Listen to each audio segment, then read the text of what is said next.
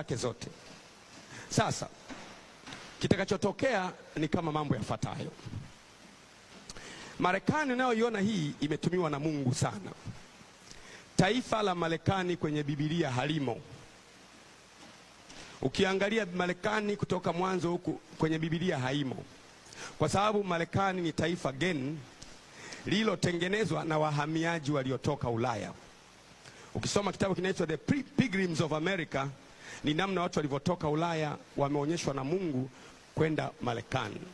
Kwa hiyo ndio maana Marekani huwezi kuipata kwenye Biblia, kwa sababu ni taifa lilokuja baadaye sana. Na nielewa halimo kwenye Biblia, wala kwenye Biblia hayumo Marekani, lakini limekuja kukua likawa na nguvu sana. Lakini ukiangalia China kwenye Biblia imo, Urusi kwenye Biblia imo, Mwarabu kwenye Biblia yumo, Myahudi kwenye Biblia yumo, Marekani kwenye Mwafrika kwenye Biblia yumo, na hawa wana sehemu za muhimu sana.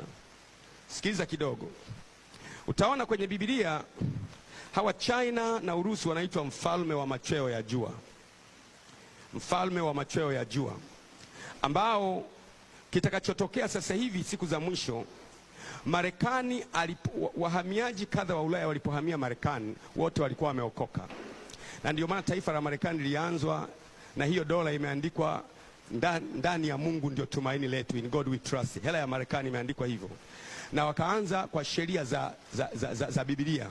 Marekani ikaanza kwa sheria za Biblia kwa sababu walikuwa wote wameokoka.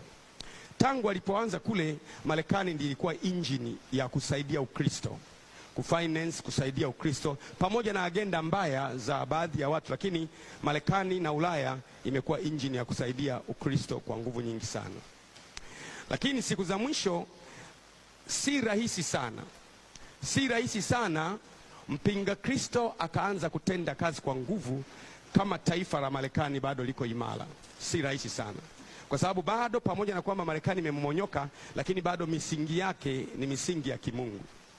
Marekani kuna vyama viwili vikubwa. Kimoja kinaitwa Democratic ambacho ni cha kina Obama na kina Clinton, kingine kinaitwa Republican ambacho ndio cha kina Donald Trump. Chama cha Democratic hicho ndio kinawakilisha ushetani wa Marekani. Chama cha Republican kinawakilisha umungu, sio sana ile, lakini kinawakilisha umungu wa Marekani. Kwa kila mara ambapo Democratic kina Obama, kina Hillary na wenzake wanakuja madarakani, ni shetani yuko madarakani. Na wakati ambapo Democratic wanakuwa madarakani, ni Mungu yuko madarakani.